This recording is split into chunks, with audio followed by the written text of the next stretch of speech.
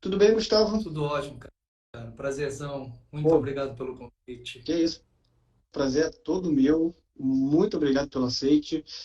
É, Cara, você é uma figura que eu acompanho há muitos anos. Eu vou falar disso mais para frente. Acho que é o seu trabalho, junto com a biocinética, que eu vou pedir para você falar um pouquinho também. Então, assim, é um grande prazer mesmo, tá? Essa sua disponibilidade de estar aqui batendo papo hoje.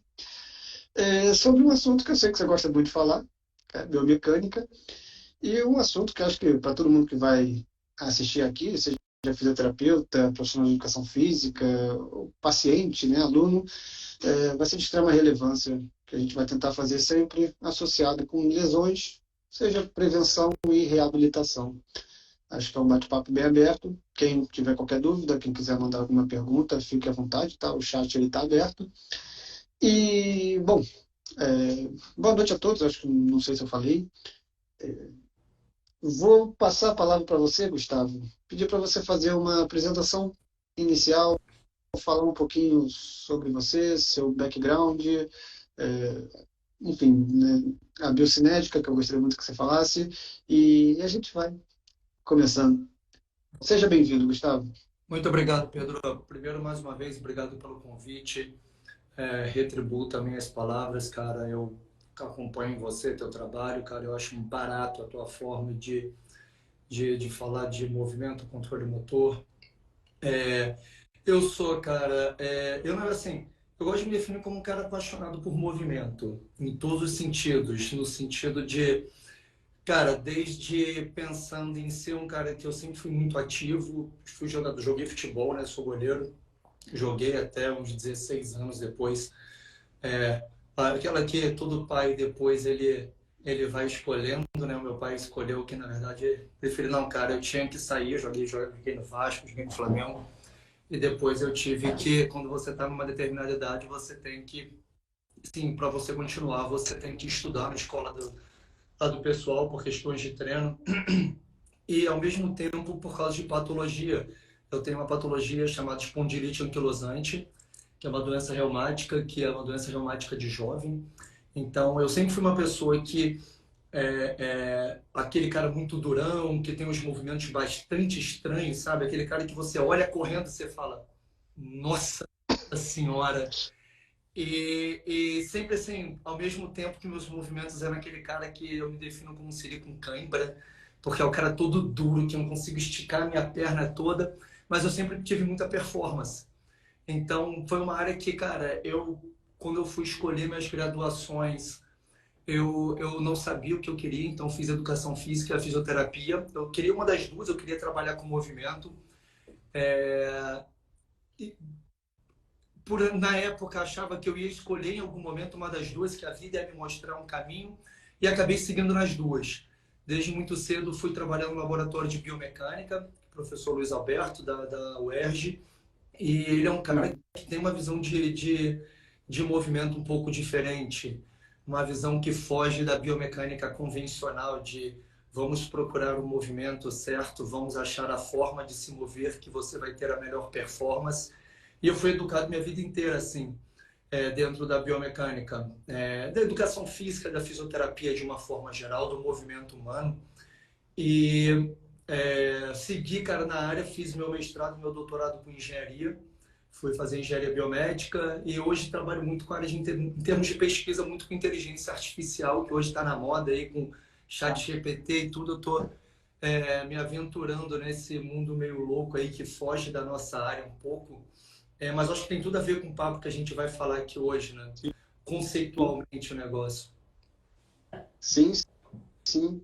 É, a inteligência artificial é legal entrar nessa área, porque ali no meio da pandemia eu também comecei a arriscar, ah, enfim, né? Estava muito tempo em casa, arriscar ali a programar no R, programar, aprender um pouco mais sobre essas ferramentas, que eu acho que é exatamente o futuro para onde os profissionais vão ter que, em algum momento, olhar, assim, né? Que é associar a tecnologia com as profissões mais tradicionais, seja fisioterapia, educação física. E, pô, bem legal saber que você tá produzindo nessa área. Eu, parecido com você, eu também tenho um passado meio atleta, né, alguma coisa assim, mas só que eu fui do basquete. Pode não parecer, mas eu fui do basquete. E também tive que parar nessas decisões, né? Ou vai ou estuda, e estuda o quê? Então, já estava muito ligado à área de educação, à prática de atividade física. Foi naquela hora que eu vou fazer educação física para continuar no meio do basquete. Até comecei, né? Estagiar, ser assistente, mas abre um leque de oportunidades assim, em educação física que, acabei largando nessa área do treinamento e fui. Depois, em algum momento, eu me aproximei da fisioterapia. Não fiz a fisioterapia em si, mas fui fazer um mestrado dentro da área de fisioterapia, de ciência da reabilitação, que também me abriu um universo para todos esses tópicos sobre controle motor. Quando eu comecei também a ter uma visão muito diferente a respeito do movimento, fora a biomecânica tradicional, né? Aquela coisa. Você que fez as duas graduações, você deve poder, talvez, comparar muito bem como é que elas são, né? Mas talvez tenha muitas semelhanças a respeito do que a gente aprende na graduação em relação ao movimento e, e, de, e depois para onde é que, olhando agora, né, olhando para trás, o que eu aprendi, cara, o quanto mudou as discussões em torno da biomecânica, né, do papel da biomecânica no movimento, nos processos de reabilitação, de prevenção, como você falou, né, não é mais aquele preto no branco, né, faz isso para ter esse desfecho. Eu acho que hoje as coisas elas estão um pouquinho mais complexas, né, literalmente complexas. Eu falar do seu trabalho, cara, da Biocinética, que é uma empresa que você tem, né, que você montou, que é uma empresa de avaliação biomecânica, né? Posso pedir para você falar um pouquinho sobre ela?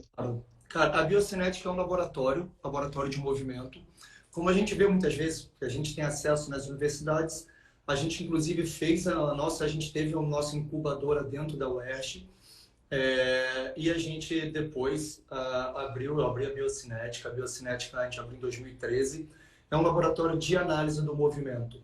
A gente vai puxar, vai falar um pouco sobre isso, sobre talvez uma visão de como é que a biomecânica se encaixa em todo esse contexto. Mas eu sempre entendi a biomecânica e a biocinética nesse sentido como mais uma peça do quebra-cabeça. A grande questão é que nós hoje, cara, tanto na fisioterapia quanto na educação física, ainda somos muito treinados a sermos universalistas, né? A gente tem que ser especialista em tudo, cara. Porque parece que é isso. Todo mundo tem que saber um pouco diferente das outras áreas, talvez uma medicina, que eu sempre tomo como exemplo histórico, que você vê, o ortopedista não faz cardiologia. Ele entende, mas ele não é um especialista. Então, eu sempre entendi que para você ter uma visão mais completa de alguma coisa, e foi a área que eu escolhi seguir, eu realmente precisava me aprofundar nisso. Então, eu fui estudar tanto a parte matemática quanto a parte clínica, da parte de biomecânica de uma forma geral. E hoje a Biocinética é um laboratório, a gente tem mais de 7.000 avaliações nos últimos 10 anos, a gente tem hoje 5 franquias no Brasil inteiro. E hoje o nosso objeto de estudo dentro da biocinética é o movimento humano e todas as suas relações, movimento humano junto com a força, dentro de uma concepção que a gente vai prover uma mesma coisa que o radiologista dá para um ortopedista, por exemplo. Ele dá mais uma peça. Ele é simplesmente mais uma peça que vai ter que ser incluída com todos os outros exames, outras avaliações, testes clínicos, história do paciente, contexto do paciente. A gente vai falar um pouco sobre isso, não sei se vai falar um pouco sobre toda a visão da biomecânica dentro do conceito mais ecológico, mas no sentido de, cara, entender que o nosso movimento humano ele está relacionado a tanto a produção de força, que no final das contas é o que importa. E o que eu comecei a entender, a estudar um pouco mais, a gente sair um pouco, sabe, Pedro, daquela visão de biomecânica, de a gente procura uma peça ali, sabe, que resolve o quebra-cabeça. Parece que todo mundo quer simplificar um negócio ao mínimo possível, e quando você entra na parte de estudar o movimento humano, e hoje as minhas linhas de pesquisa elas são inteligência artificial e exatamente a coordenação motora dos movimentos. Entender, cara, como é que você tem todas as inter-relações de movimento e possíveis adaptações que uma prática esportiva constante ela vai te gerar, inevitavelmente. Aspectos sociais, a gente tem um trabalho que a gente fez com moradores de comunidades, favelas, em que a gente comparou exatamente perfis de marcha dessas pessoas com pessoas que não tinham costume em andar em aclives. E o movimento se adapta. E a gente tem que entender isso, que o movimento se adapta. E o que a gente faz hoje na biocinética é entender como é que existem adaptações dos movimentos, e com diversas técnicas matemáticas a gente tira o que é um pouco de estilo motor ali da pessoa, que é tipo o Romário dando o biquinho dele na bola. É você tirar o rosto do Ronaldinho Gaúcho e você saber que é o Ronaldinho Gaúcho chutando aquela bola, porque é o estilo dele, e você entrar um pouco mais, cara, vamos entender o quanto que está de distribuição de forças nesse nosso movimento. Que no final das contas é o que para mim mais importa. Como é que está toda a questão do sinergismo ali, que eu sei que você é um dos caras que gosta de falar sobre isso, gosta de estudar, seguindo desde as teorias lá de Latache, cara, de entender, cara, no final das contas você tem que empurrar o chão para você se propulsionar. Para você saltar, tu tem que empurrar o chão. Então, no que final das contas, o que importa vai ser o impulso que você vai gerar no chão. Então, o impulso mecânico é quando você está aplicando de força ali num período de tempo que vai te gerar uma aceleração. Agora, como que você está distribuindo essa geração de impulso ao redor do seu corpo vai te dizer como é que está uma distribuição de forças. E ponto. Porque a partir daí você vai ter pessoas que estão bem adaptadas a isso e têm competência para aguentar, às vezes, um quadril que está gerando uma quantidade ali de torque maior do que um tornozelo, sei lá, por alguma adaptação ou por alguma incompetência. E aí é onde acho que eu entro mais, é entender se aquela pessoa ela está gerando aqueles estilos, ou agora aquele perfil de movimento específico para ela, como uma forma adaptativa a alguma incompetência neuromecânica, de modo geral, ou simplesmente como estilo motor. Ela tem ali, sei lá, um movimento que ela faz muita dominância de tronco, mas ela faz muita dominância de tronco. É isso. Tem uma boa competência de joelho, de tornozelo. Agora, tem gente que faz uma dominância de tronco excessiva para fazer um salto porque não tem tornozelo e não consegue fletir o joelho. Então, para mim, são possivelmente duas adaptações de movimento que o que a biomecânica me diz? Cara, a dominância de tronco ali, quando você usa muito tronco e usa menos joelho ou tornozelo, tu tem maior produção de torque ali na tua coluna, no teu quadril. Ponto. Agora, por que a pessoa está fazendo isso é onde que me instiga a entender o movimento humano. Cara, bem legal, porque agora fez um link que eu tava querendo, porque isso junta também com o meu passado. Você falou 2013, até achei que era um pouco antes. Mas eu lembro quando eu trabalhava no Flamengo, numa academia, e eu lembro quando eu recebi o primeiro relatório da biocinética de um aluno que foi fazer uma avaliação com vocês e trouxe o relatório para mim. Eu nunca tinha visto aquilo na minha vida, algo assim, falando sobre o movimento de uma forma tão detalhada.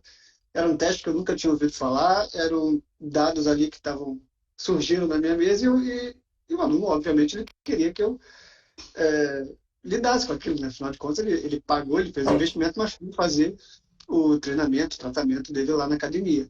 Era uma academia que era compartilhada com fisioterapeutas. Então, e não foi só um, né? Então, eu comecei a ouvir aqui no Rio de Janeiro, né, outras pessoas também começando a falar sobre a biocinética. Eu achei que, cara, tem a galera que está fazendo um negócio diferente que eu não sei o que é, né? Mas você falando disso tudo, o que me traz assim para eu destacar, talvez, você está falando muito, você falou sobre a radiologia, né, comparando com a radiologia, que é uma fonte de informação, né? São dados, né? São dados que a biocinética extrai de uma pergunta, né? A pessoa foi lá com um problema, fez a avaliação, e você tem os dados. Hoje, eu ouvindo tudo isso que você falou, o meu grande problema era como é que eu estava interpretando aqueles dados. Que eu ainda acho que é onde muita gente dá de cara na parede, porque a informação está ali. Mas como eu interpreto aquela informação, aí a gente tem grandes extremos assim que podem te levar a interpretar e a fazer na prática coisas totalmente diferentes. O que me faltou muito naquela época e hoje, depois, né, obviamente, são 10 anos, com todo esse conhecimento eu consigo olhar, que realmente a minha interpretação de dados na época era totalmente a biomecânica tradicional de faculdade. Então eu tenho que corrigir isso aqui para você poder melhorar, porque o problema eu só conseguia enxergar que era a estrutura em si. Cara, E é bom esse apanhado. Isso é elegante, assim, eu falo que o movimento humano é muito elegante, porque o nosso corpo ele tem tanta redundância, cara, que a gente se adapta praticamente a tudo. Então, você pega paciente que tem, se eu não me engano, fecomegalia, que é que o paciente, aquelas doenças que você não tem os membros superiores. E você vê que as pessoas fazem tudo com os pés. Eu uso um vídeo desse nas minhas aulas. As pessoas desenvolvem habilidades específicas de forma adaptativa. Só que a gente olha muito isso de uma forma mais, digamos assim, mais a minha visão quando você vai para neuro. Porque para neuro, quando você tem um paciente que tem um AVE, por exemplo, ou uma criança com uma paralisia cerebral, você não quer que ela ande, entre aspas, normal, sabe? O que o pessoal gosta. Ah, não, esse joelho está muito fletido. Cara, você não vai corrigir aquilo porque você tem uma espasticidade. Você não vai. O que você vai querer fazer com aquela criança? Que ela seja o mais funcional possível. E o que você precisa para isso? Aí que é onde você entra, que é quando você interpreta os dados baseados aonde que você pode gerar alguma intervenção. Eu vi um caso muito legal, indo para agora, quando você volta para a área ortopédica e esportiva, os nossos adaptações de movimento, elas são muito mais singelas do que numa neurologia. Uhum. Então, é claro que você pode pegar uma pessoa que tem uma pisada mega alta pronada, tá tudo bem. Agora, sabe o que eu acho legal? A gente simplesmente não levar para nenhum dos extremos e entender que você tem que entender que, ao mesmo tempo que existem individualidades, existe uma determinada redundância motora possível. Que se você não tiver uma determinada redundância, você não é capaz de cumprir uma determinada tarefa motora. Então, hoje, tanto que na área de inteligência artificial, o que eu faço, Pedro, eu estudo quais são padrões de movimento. Porque as pessoas costumam falar assim, ó, não existe padrão. Existe. Só não existe um. Mas você tem adaptações possíveis que você vai ver, porque senão você não consegue cumprir uma determinada tarefa motora. Eu lembrei agora desse exemplo que eu te falei do tronco, eu tendo alguns atletas de tênis, a gente tem muito atleta de tênis que a gente atende, e tinha um menino que está explodindo agora, foi para Roland Garros infantil, jogou agora o Rio Open, menino que é maravilhoso, sabe? Ele joga muito, acompanho desde que ele tem 12 anos de idade. E o menino, ele tinha uma dor lombar absurda e tudo, e aí a gente entra na multidimensionalidade, o porquê. Mas, ao mesmo tempo, o que o treinador estava fazendo com ele? O treinador estava reensinando uma técnica dele de backhand, porque todas as vezes ele demorava para pegar a bola, e ele entrava com o tronco muito abaixado para pegar a bola. Uhum. E aí ele perdeu de tempo para fazer o movimento. E, cara, ele cada vez ele ficava com maior dificuldade, mais dor para fazer aqueles movimentos, não conseguia melhorar a técnica. E no final das contas, o caso dele era um desses. Ele tem um bloqueio de tornozelo, ele tem uma articulação que é estreita, é completamente estreita. Então, assim, tanto que a gente seguiu depois com investigação para saber o porquê que ele tinha tanta perda de dorsiflexão. Como ele não tinha perda de dorsiflexão, no tênis você tem que entrar embaixo da bola. Você não bota top spin com o cotovelo. O top spin você bota lá de baixo, com o teu joelho lá de baixo. E ele não conseguia entrar embaixo da bola. Ao mesmo tempo que ele não conseguia entrar embaixo da bola porque ele tinha um bloqueio de tornozelo imenso, estavam reensinando uma técnica para ele e ele não tinha capacidade motora para fazer aquela técnica porque ele tinha uma restrição importante de mobilidade. Aquela restrição de mobilidade demandava adaptações proximais que, cara, não tinha o que fazer. Então, esse é um exemplo de uso de biomecânica que você fala, cara, para de mexer na técnica desse menino.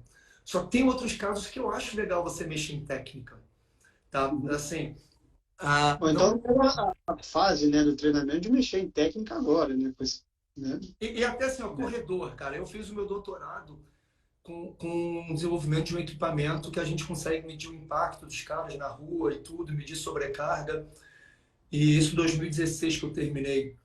E, cara, hoje eu indico reeducação de corrida, que assim, tá na moda, o pessoal, assim, o conceitual do negócio, cara, não preciso fazer uma avaliação biomecânica porque eu não vou mudar minha técnica.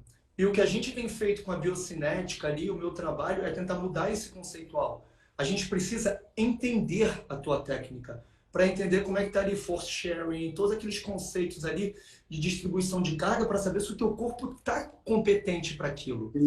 Uma coisa é você pegar um cara que corre há 30 anos e não tem um índice de lesão tão alto. Outra coisa é você pegar um iniciante. E para iniciante, você pega, cara, eles respondem super bem a diversos educativos. Só não são educativos de ensinar como você pisa, ou não são indicativos de ensinar que não faz valgo dinâmico, não faz pisada pronada. São educativos, cara, focando muito mais em tarefa.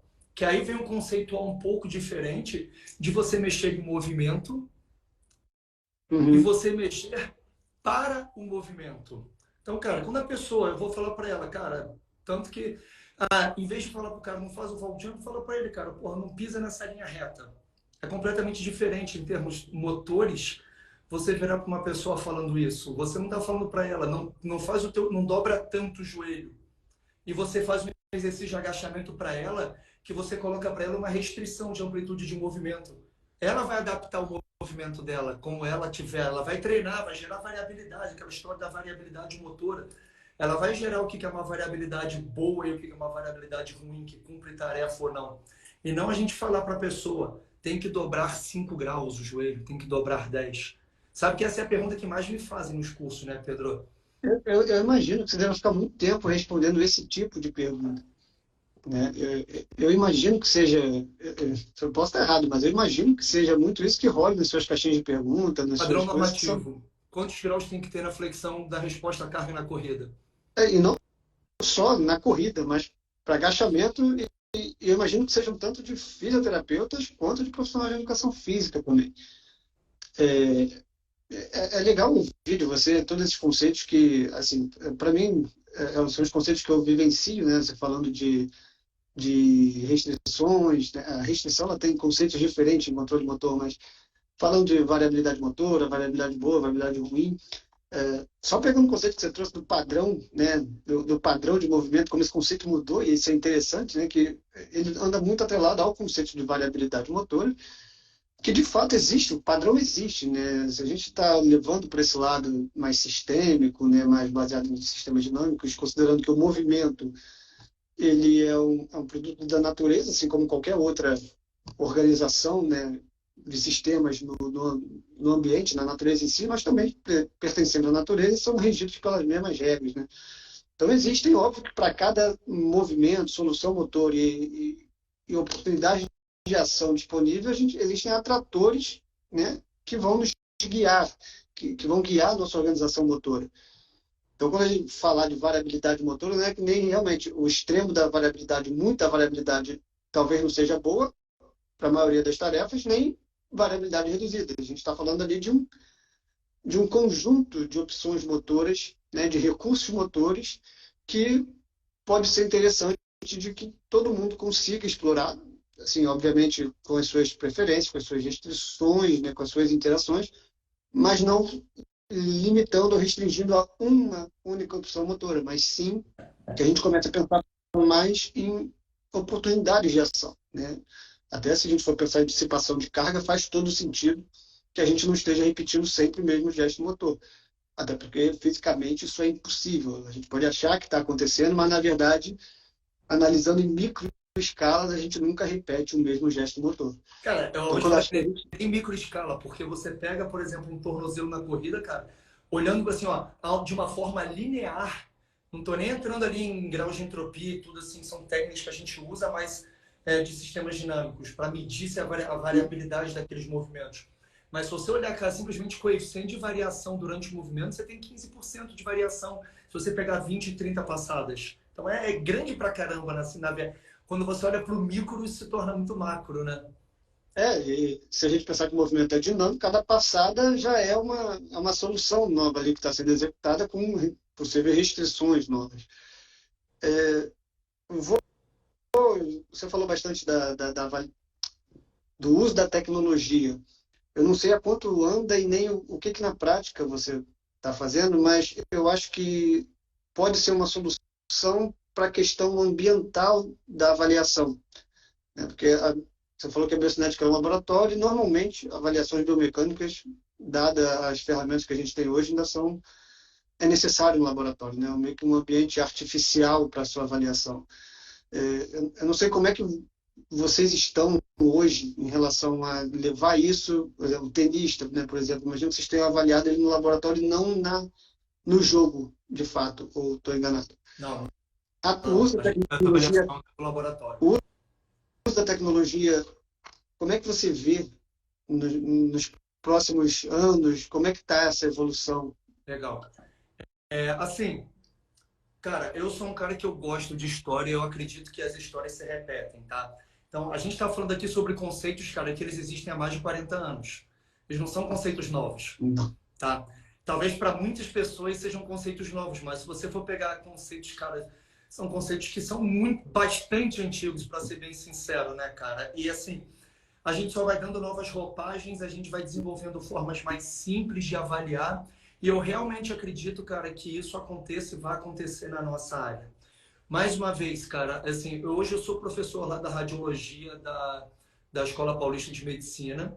Então, eu estou muito perto ali dos radiologistas e tudo. E quando você para conversar isso com eles, Pedro, isso para eles falam assim, cara, alguém tem que começar com as coisas, porque a ressonância antigamente era uma ressonância de 0,5 Tesla e era caríssima. Para você pedir para o plano de saúde hoje, para ele autorizar uma ressonância, o médico tinha que fazer, cara, um baita de um pedido. É claro que também vulgarizou, então você tem os extremos, mas não entrando nesse ponto, o que eu acredito, cara, é que com o tempo a tecnologia vai ficando mais barata. Eu lembro que um dos primeiros laboratórios do mundo que eu visitei foi de Hermano Krebs no MIT. Eu fui fazer lá, fiquei um tempo com eles lá, eles são da parte de engenharia. E é isso, puta, os caras tinham, ele tinha guardado como relíquia uma câmera que ele usava nos anos 80, que era desse tamanho, cara, a câmera. Era gigante a câmera. Puta, hoje as câmeras que a gente usa são desse tamanho. Então, a tecnologia vai avançando. Antigamente, todos os laboratórios tinham que ter 8, 12 câmeras. Hoje, a gente conseguiu desenvolver tecnologia que a gente faz com 4 câmeras, os exames. Então, o que está saindo agora? A gente tem um programa de fellowship pelo Instituto de Pesquisa, que eu também sou diretor, que a gente dá bolsas para as pessoas irem para os Estados Unidos, ficar um ano lá em Chicago, no Rush. A gente está com um projeto de pesquisa de sistemas markerless, são sistemas sem marcadores. Então, são câmeras que os caras fazem simplesmente sem marcador. A pessoa vai com a roupa normal e já vai. Hoje não tem uma precisão, mas vai ter daqui a muito pouco tempo. Então, o que a gente se preocupa muito mais? Hoje, cara, o que eu me preocupei em desenvolver minha vida toda eram sistemas plug and play. Então, hoje, independente do tipo de sistema, se a gente tiver uma tecnologia 3D, o que para mim é muito mais valioso foi o que você falou no começo da live. Eu invisto muito mais tempo desenvolvendo tecnologias de interpretação de exames do que propriamente dita tecnologias de desenvolvimento ou realização do exame. Porque não dá para competir com os Estados Unidos, com a Europa. Eles têm muito mais grana, eles têm muito mais equipe, eles têm muito mais estímulo a desenvolvimento de tecnologia que no Brasil. Então, eu desenvolvo hoje muito mais. O que me preocupa mais hoje, Pedro, é ensinar para as pessoas como elas olham o básico do movimento, sem ficar falando que não, o movimento, a biomecânica serve para estudar movimento certo ou errado. Eu começo o meu curso falando isso.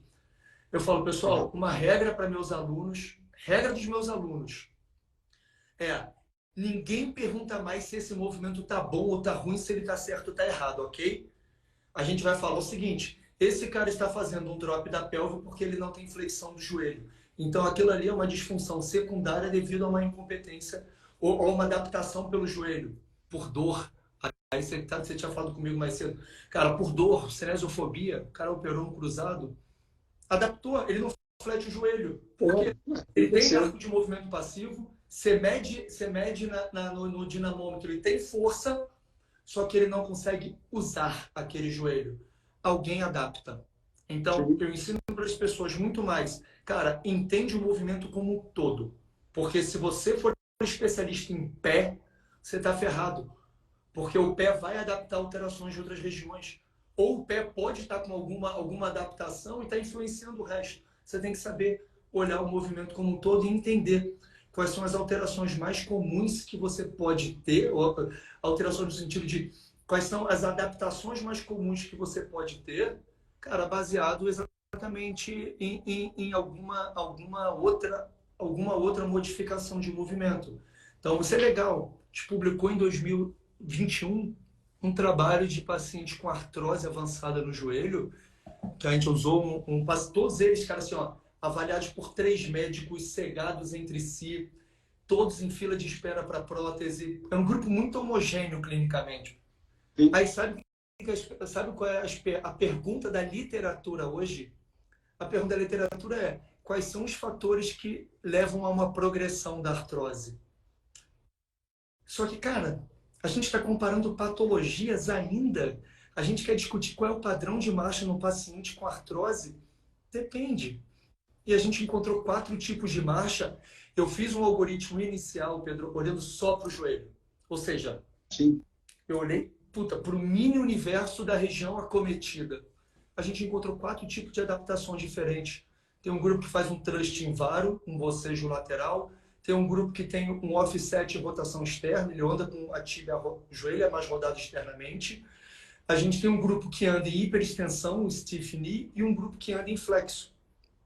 E olha que irado, nenhuma... Aí um segundo trabalho de um aluno meu de mestrado encontrou que nenhuma dessas adaptações tinha uma correlação direta com amplitude de movimento, força, exames funcionais, de questionários de capacidade funcional, e não tinha uma relação muito alta com alinhamento tíbio-femoral. Ou seja, o movimento é uma plus. Exato. Eu acho muito interessante você estar falando isso, porque se fosse talvez, sei lá, uns 7, 10 anos atrás, eu encontrava esses resultados e era frustrante porque não confirmava o meu viés da época. Hoje você vai falando, tá que já quando eu pego esses estudos e começo a ler, acaba sendo, eu já espero não encontrar relação linear direta com a pergunta inicial, né?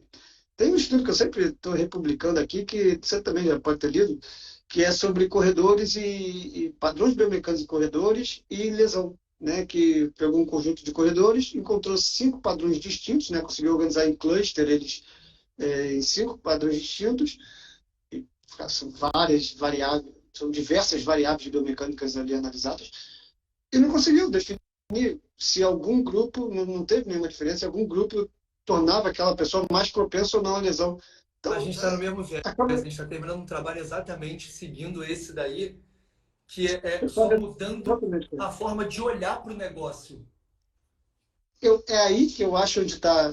É aí que está a coisa, não é que eu acho. Eu acho que você falou da gente estar usando definições de 40 anos atrás, né, conceitos de 40, 50 anos atrás.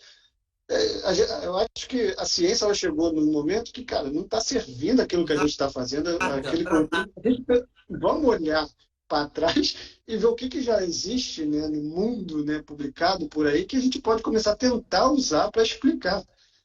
E daí virem novas hipóteses, né, eu acho muito engraçado a velocidade com que as coisas estão indo. Eu acho que depois da pandemia eu comecei a perceber mais essa questão da análise biomecânica ao markerless, né, sem os marcadores, né, ou sem a necessidade de câmera do celular.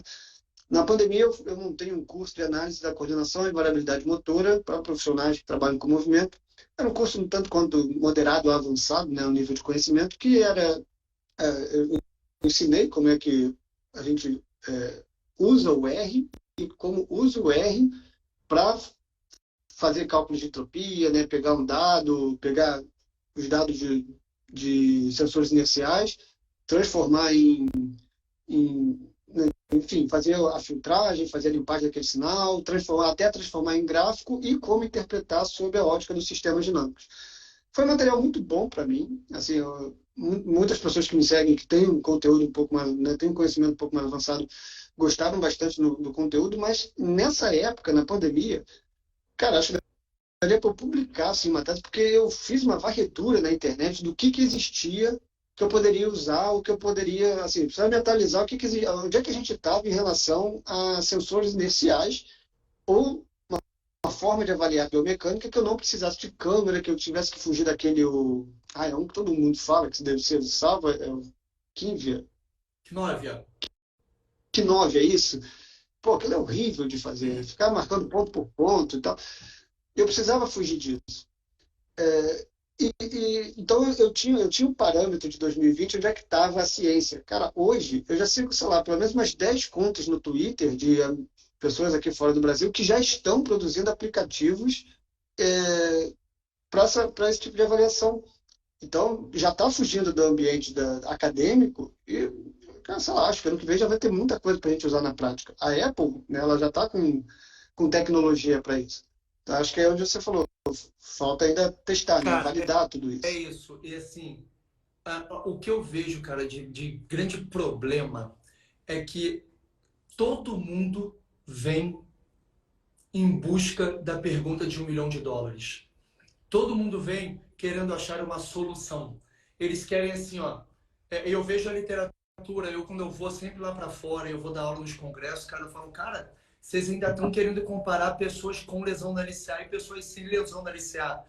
Ou seja, aí você está falando que todo mundo no grupo de LCA é homogêneo. Aí você olha, cara, eu tenho muita experiência em olhar os dados biomecânicos, você olha a variabilidade, eu falo, cara, Uhum. você nunca vai encontrar uma diferença.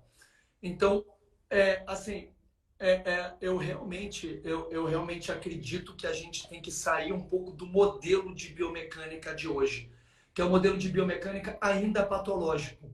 Você já parou para perceber, Pedro, que a gente fala assim, ó, lesões são multifatoriais. Todo mundo aprende isso. Como a gente aprende hoje de dor, tá na moda falar.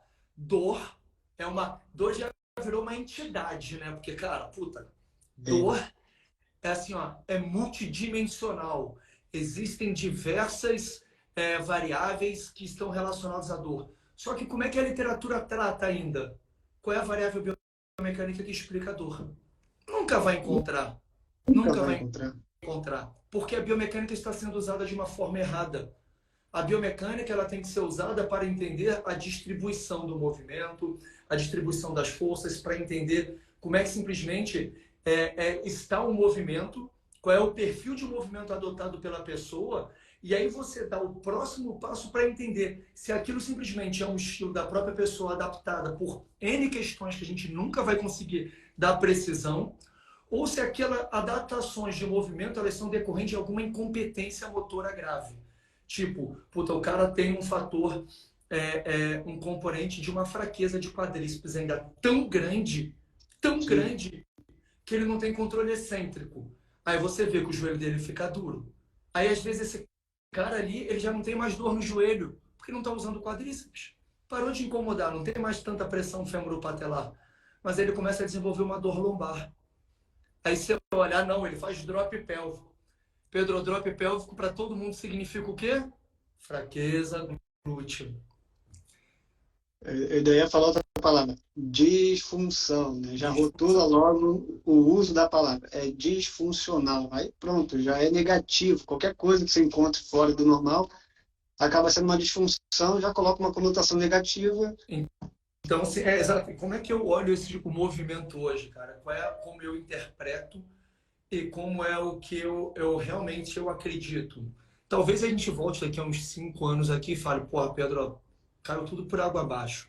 Mas é porque realmente assim, cara, depois de olhar tanto o movimento assim, quantificar, você tá olhando, cara, tu começa a ter algumas coisas e você fala, cara, tem sim, cara, tem coelho nesse mato, cara. Putz, tem alguma coisa aqui que e eu realmente, como eu vejo biomecânica, identifica quais são as possíveis adaptações de movimento. Talvez a gente nunca identifique todas, mas assim, vamos pelo menos rastrear quais são os possíveis perfis adaptativos de movimento, que nem a gente está fazendo para artrose, a gente está fazendo para corrida, eu estou fazendo para várias patologias. Pode ser E bem desses legal, cara. perfis eu vou acompanhá-los longitudinalmente para falar, Pedro, o grupo 1 desses corredores, 60% desses caras se machucam.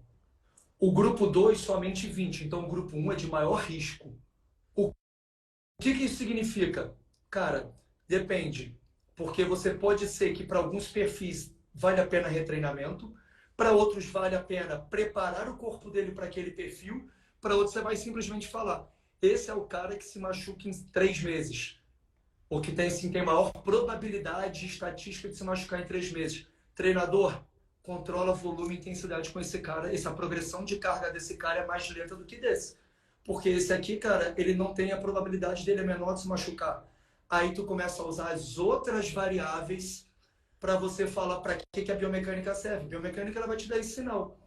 Então você vai falar, olha só, cara, você aqui, ó, você, cara, a tua chance de ter um mau prognóstico se não operar é 2 vezes maior desse grupo.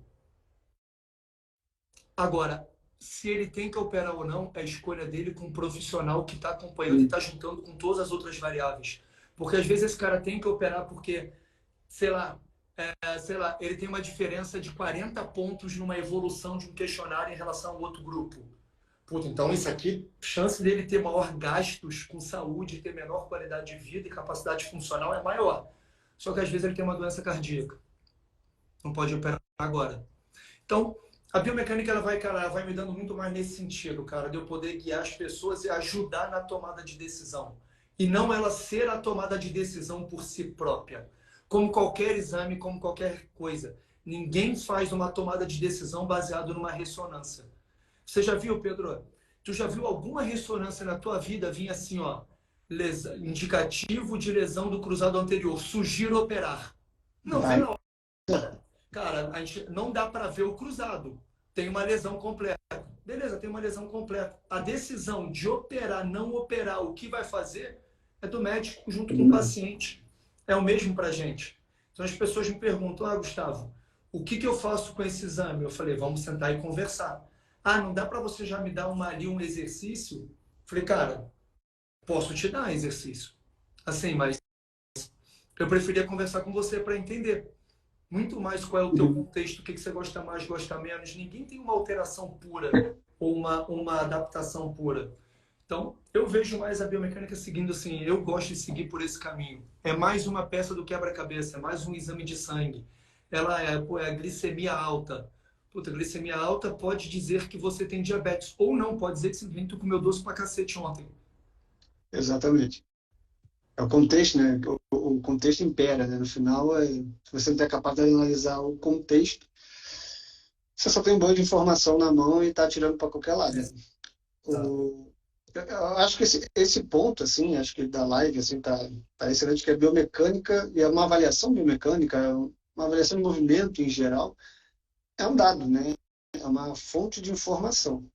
O que você vai fazer com esse dado não depende só de você também. Depende de você e do seu aluno, do seu paciente, né? Dessa relação de vocês e enfim, né? Você precisa conversar com ele.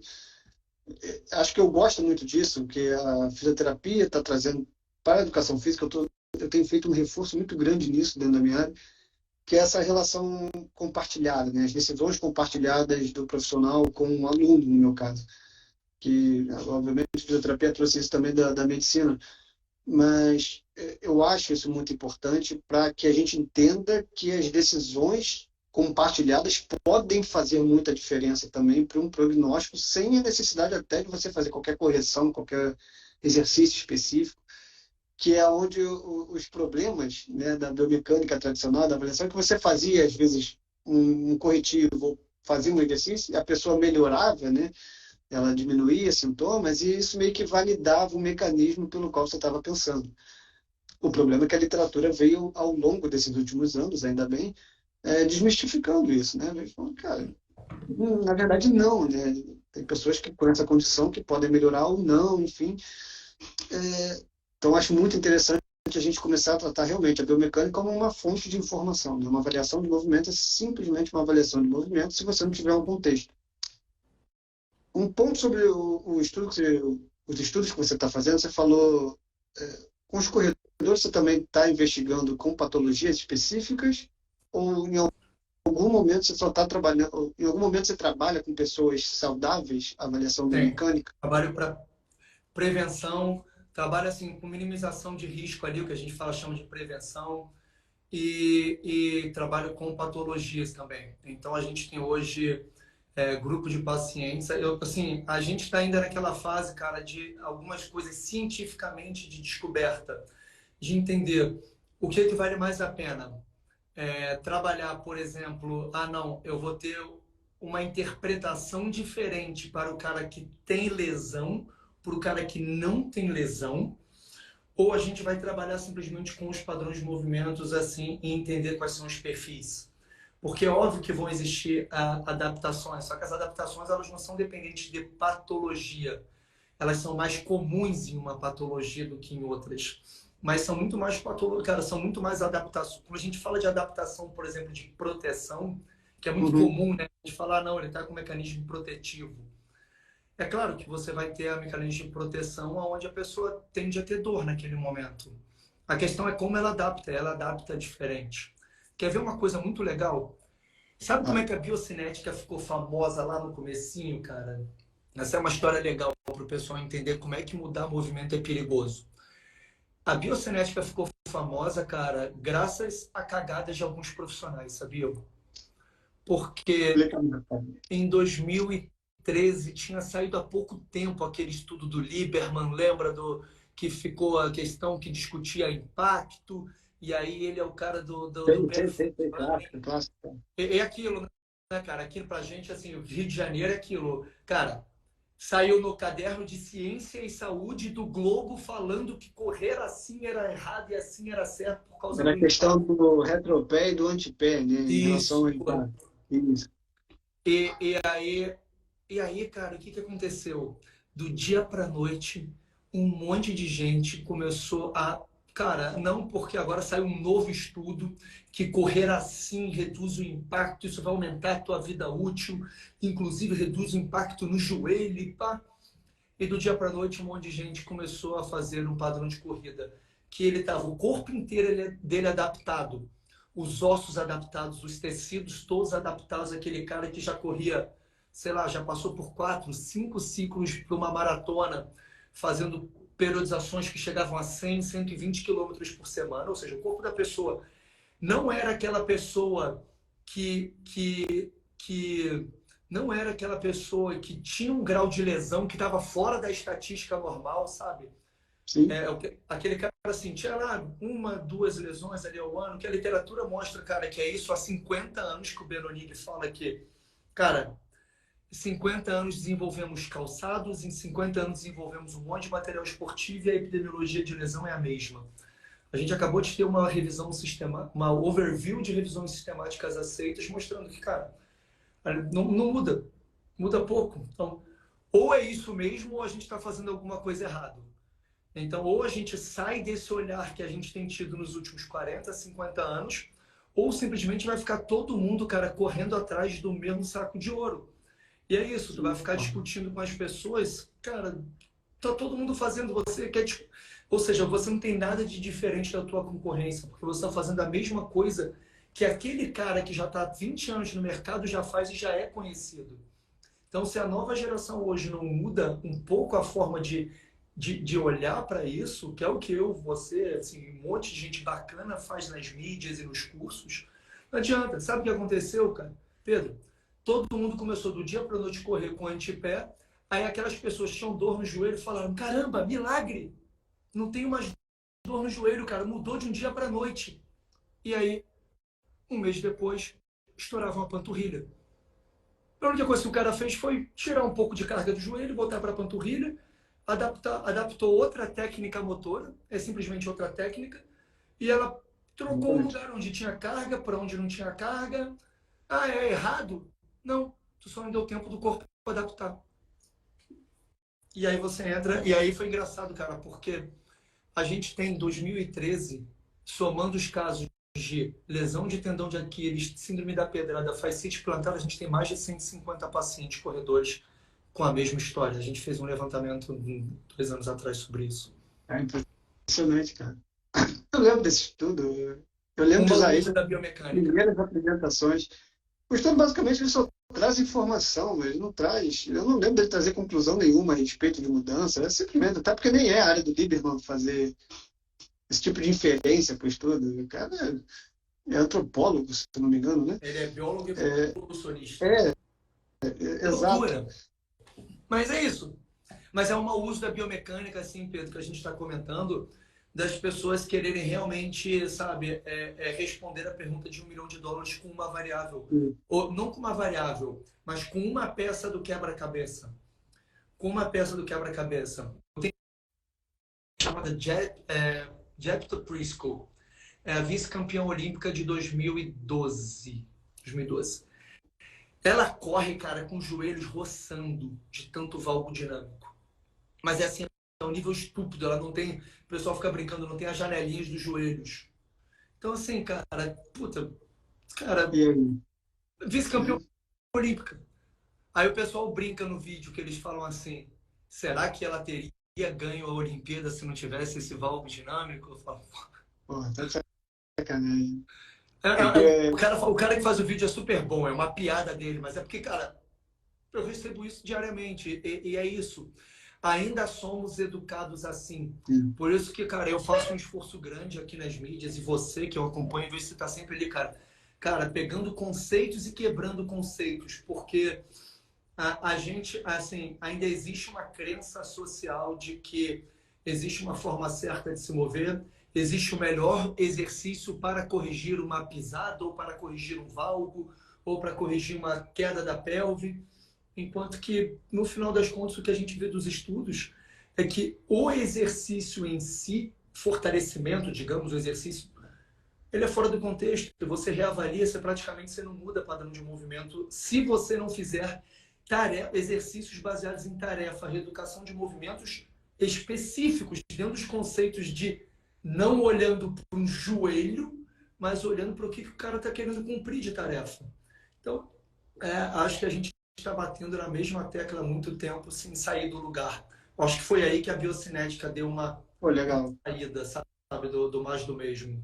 Não, é bem legal. Até porque essa ideia de mudar o padrão de movimento, você pega, como você falou, né? Pega uma pessoa, começa meio que a treinar o padrão de movimento, você está dando uma nova habilidade para ela, então, muitas das vezes, o comportamento daquele sistema vai ser muito parecido com o de um aprendiz, né?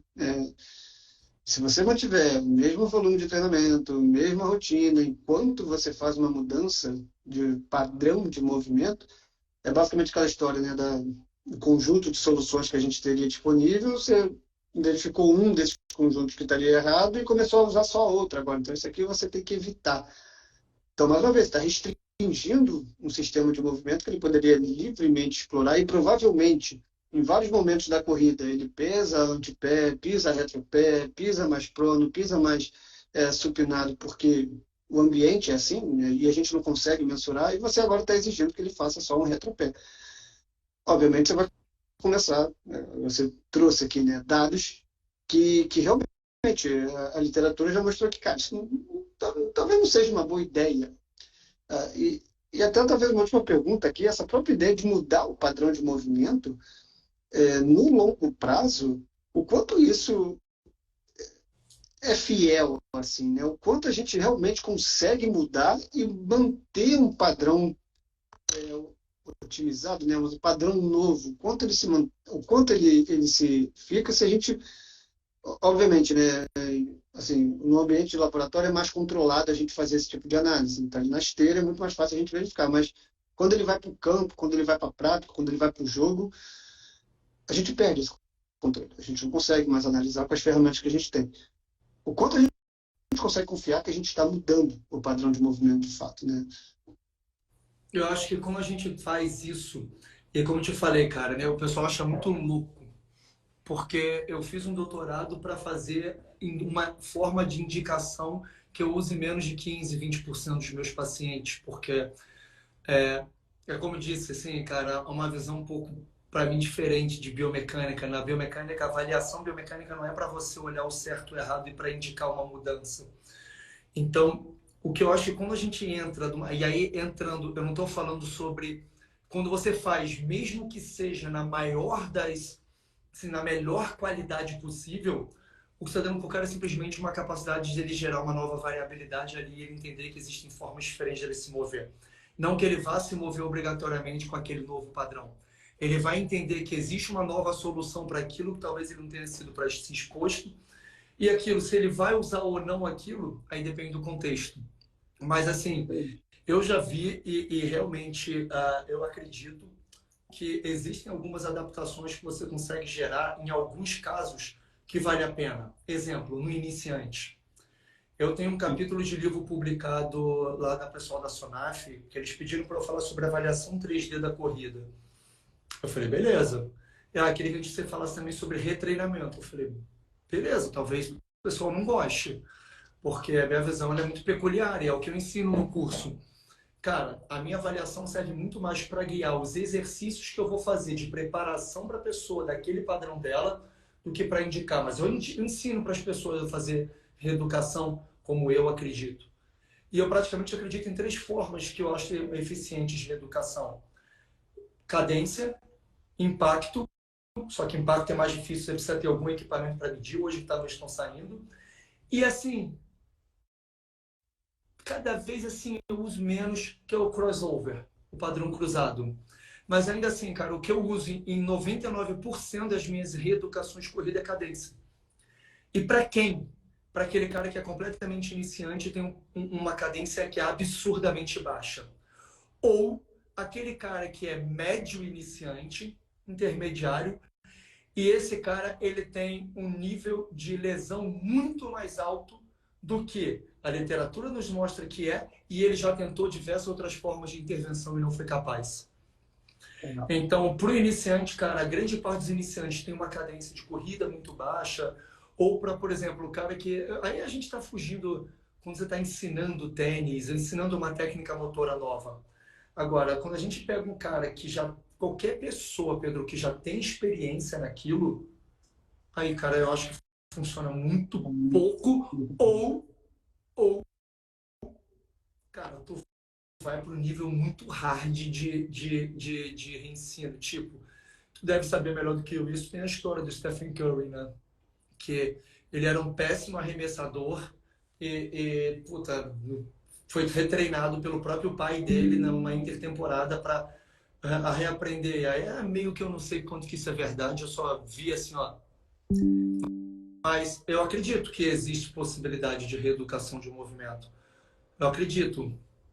Em poucos casos e muito difícil e demora pra caceta para você conseguir isso. Então, a minha pergunta é... Quanto mais experiente, mais difícil. Se espera que seja mais difícil. Muito Muito mais. difícil. Muito mais. Então, mas assim, o grande ponto é o quanto que vale. Isso. O quanto de esforço você não vai exigir daquilo, de uma readaptação toda do sistêmica, cara, dos sistemas de uma forma geral. Assim, cara, pô, não só o sistema, pensando no sistema dinâmico de uma forma assim, não só a biomecânica, mas, cara, fisiologicamente a gente sabe que qualquer adaptação de movimento que você faça, você reduz absurdamente a economia do movimento, de forma aguda e subaguda. Então é isso, tu vai botar um cara para reeducar um backhand dele, tu vai ter que treinar metade com ele do que ele treina normalmente de período, pelo menos.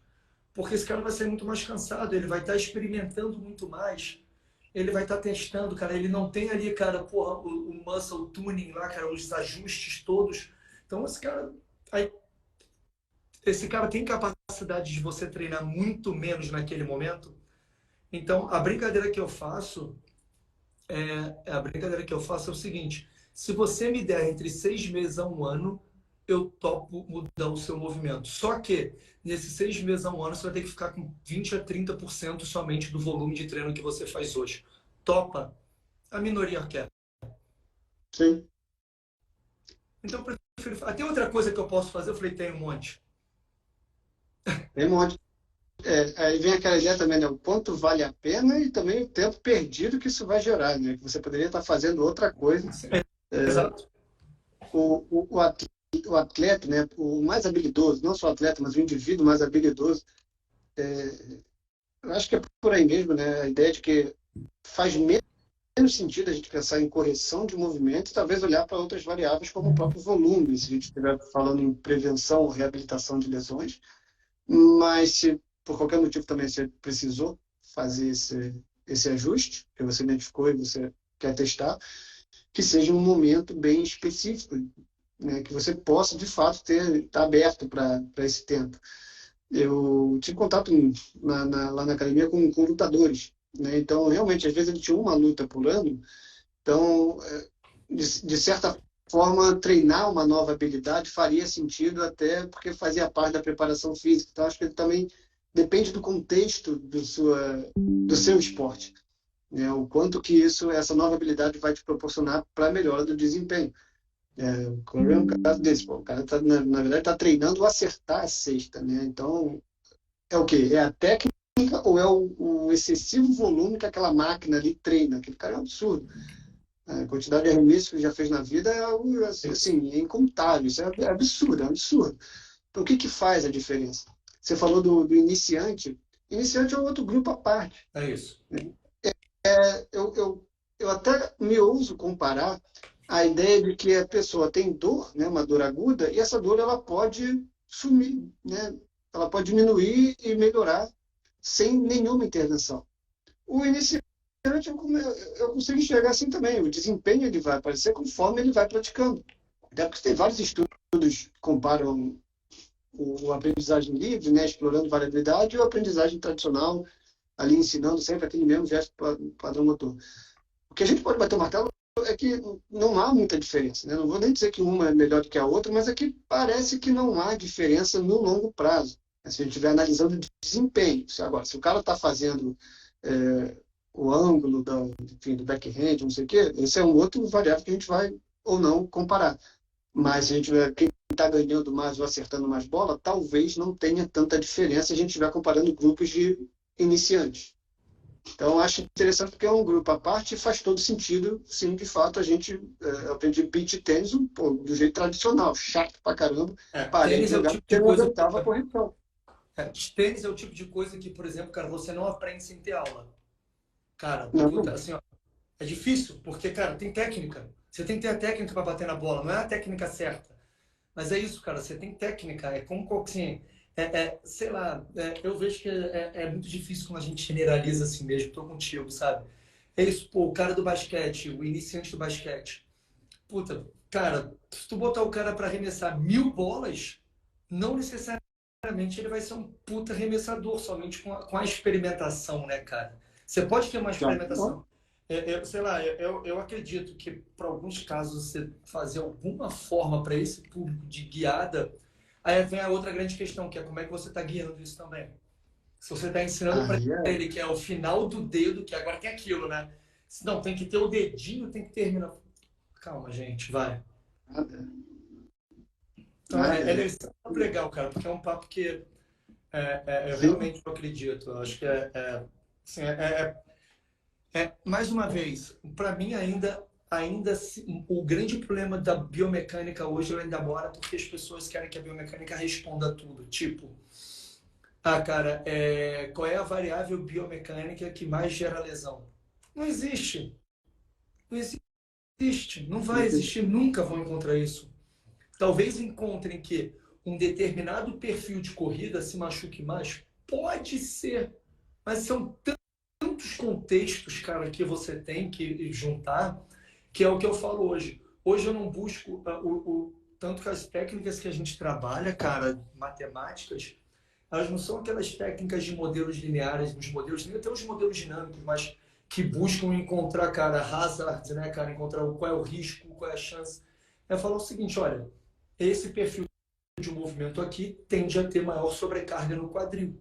Pô, então talvez faça sentido. Se esse cara começa a ter uma dor no quadril, tu dá uma olhada se isso aí, cara, não tá faltando uma competência para aguentar esse perfil. legal. Competência. Aí eu gosto muito dessa palavra competência para fugir de força, flexibilidade, sei lá, porque, Óbvio para mim, mas faz sentido. assim, Assim, cara, no gosto. sentido de muito mais de, cara, tu dá muitas vezes um drive para o cara ativar melhor algumas musculaturas, entrar melhor no nível de ativação, fazer aquela musculatura, aquele grupo muscular participar mais de uma determinada ação que você vai treinar, do que simplesmente você botar o cara para fazer cadeira abdutora achando que o glúteo vai ficar mais forte, sabe? Sim. Então, para mim, eu vejo muito mais hoje, cara, nesse sentido, a biomecânica. Eu, pô, eu assino embaixo, boa caneta. Eu assino embaixo isso daí, faz faz sentido para mim também, tudo isso que você falou, essa sua abordagem, essa sua visão. Cara, estou bem assim, feliz de você estar levando esses estudos com esse raciocínio. Eu sei que vai surgir muita coisa, inteligência artificial, ainda restrito ao pensamento do vamos procurar qual é essa variável biomecânica, né? E essa ideia também da biomecânica do treinamento, né, que, por exemplo, falando da cadeira abdutora, esperando que o fortalecimento do glúteo tenha alguma alteração na corrida, que é a mesma coisa do cara que vai arremessa 1.000 cestas, 1.000 bolas na cesta e acerta ali 500, né, sei lá, 600, 700, mas não tem ninguém marcando ele. Quando você coloca um outro ambiente, uma outra complexidade, quando você coloca outras variáveis, o cara não consegue acertar 100 bolas, né, com o cara marcando. Então muda todo o contexto, né? Se a gente pensar em movimento dinâmico, muda todo o contexto. Quer fortalecer o abdutor? Pode ser bom para dor no quadril, que pode, de fato, melhorar a corrida e pode, enfim, você pode observar todo esse processo acontecendo? Pode, mas não necessariamente isso vai explicar o mecanismo pelo qual você acredita. Não há dados na literatura que corroborem de que fortalecer o quadril, a gente, numa cadeira abdutora, você vai conseguir transportar alguma eficiência para a corrida ou para qualquer outra Mas atividade. ainda Ou vai assim não mudar quer o dizer que a cadeira abdutora seja ruim. não, É isso. exatamente, não quer dizer que seja ruim. Não quer dizer que seja ruim. Que aí também vem o outro extremo, né? Vem o outro extremo da galera de controle motor, complexidade, que começa também a abominar o uso de máquinas, abominar o uso de laboratório, enfim. Então, não, eu acho que qual contexto? Né? Acho que a grande pergunta é qual contexto? Tá, a pergunta é essa, mas para qual contexto? Né? Eu acho que faz muito sentido a gente olhar a biomecânica assim também. Estou bem feliz assim que essa é a mensagem que a live está passando. Gustavo, não vou me alongar mais. O bate-papo foi excelente, cara. Gostei muito de te conhecer ao vivo. Assim, eu gosto de falar que essas lives, para mim, são mentorias ao vivo, né? Porque eu sempre aprendo. Né? Toda semana estou aprendendo alguma coisa que eu vou levando, pô, vou dormir aqui com vários insights na cabeça. E quero te passar a palavra para quem quiser te conhecer mais, conhecer seus cursos, conhecer seu trabalho, conhecer o laboratório. Como é que elas fazem? Maravilha. Bom, primeiro de tudo, mais uma vez, muito obrigado. Cara, foi realmente um prazer. Tu é um cara que realmente eu gosto de acompanhar. Eu acompanho, sim, um pouco de tudo aqui no Instagram, desde pessoas que eu concordo até pessoas que eu discordo, porque eu acho que é um exercício interessante de você pensar, ver coisas que você talvez pense diferente. Tá tudo bem, talvez os dois estejam certos, cada um está só olhando sobre um ponto de vista. Mas realmente eu gosto de ver tuas coisas, porque segue uma linha que eu raciocino, como é o meu raciocínio. E para quem quiser saber um pouco mais, me acompanha lá, me segue aqui no Instagram. Eu tenho meus cursos também, curso online, cursos presenciais, eu tenho um monte de cidade. Tem um link lá na minha bio, que tem... Se vocês forem nos meus destaques, vai ter lá nos meus destaques minha agenda de cursos presenciais. E na minha bio tem lá alguns cursos online também. Manda uma mensagem para mim também no Instagram. Eu juro que eu tento responder o mais rápido possível todo mundo, quando o dia não está tripulado, mas eu chego às vezes à noite aqui, eu paro, dedico um tempinho para responder, tirar dúvidas, ajudar o pessoal no que me for capaz. E eu penso como você, cara, sempre quando eu converso com qualquer pessoa, me vem um aprendizado novo. Seja no sentido de entender aonde as pessoas têm dúvidas, porque também a gente não está em todos os lugares e isso me faz ser um melhor profissional, eu entender aonde é que eu preciso produzir um pouco mais de conteúdo, ajudar a tirar dúvidas, ser um pouco mais claro na forma que eu estou falando, para que eu consiga pelo menos expressar ali o que eu acredito. Sou um cara muito tranquilo quanto a isso, eu não brigo com ninguém, porque eu acho que a gente tem que ter opiniões diferentes sobre as coisas, sim, tá certo. Vale a pena, isso é um puto exercício de cidadania, inclusive. E quem quiser, manda mensagem. A gente tem a Biocinética em alguns locais do Brasil. A gente tenta organizar sempre. Como é um laboratório, às vezes é difícil abrir para fazer avaliação, para assistir uma avaliação, porque o paciente está no momento íntimo ali, fica com pouca roupa. A gente não teve boas experiências, mas a gente recebe todo mundo, 100% das pessoas que querem conhecer dá um pulo lá, a gente marca um horário e a gente troca uma ideia, um prazerzaço. Pô, legal, Gustavo. As pessoas perguntaram sobre a live. Ela vai ficar salva durante alguns dias, mas depois ela vai lá para a plataforma do Movimento, que é o serviço de assinatura que eu lancei mês passado. Todo o conteúdo aqui do Resgate. Agora eu vou colocar alguns cursos lá online. Enfim, tem bastante coisa lá. Quem se interessar, dá uma olhada lá na bio, mas a live vai para lá. E em algum momento ela também vai para o podcast. Tá? Todas as lives estão sendo transformadas em podcast, estão sendo editadas. Então, provavelmente daqui a alguns meses essa live vai estar lá também. Também falaram sobre abrir para perguntas. Eu tirei um pouco esse espaço das perguntas, de abrir um espaço, assim, porque sempre alongava muito. E eu proponho, eu posso abrir uma caixa de perguntas para quem tiver alguma dúvida, também me coloco à disposição para responder o que eu conseguir responder, o que for de minha competência. Mas também acho que quem tiver alguma dúvida em relação ao que o Gustavo falou, pode procurar ele no inbox, que tenho certeza que ele, assim que possível, ele vai se disponibilizar também para ajudar quem precisa tirar as dúvidas. O que for assim, de urgência, né, maior, assim, que acha que dê para a gente explorar, a gente monta aí um post, a gente faz um vídeo gravando. Eu acho que sempre, acho que é uma aprendizagem coletiva, assim, né? Vocês podem sempre trazer, a gente pode trazer o que vocês tiverem de dúvida, e no possível a gente tenta ajudar. No mais, muito obrigado a todos. Gustavo, mais uma vez, muito obrigado pela presença, pela disponibilidade.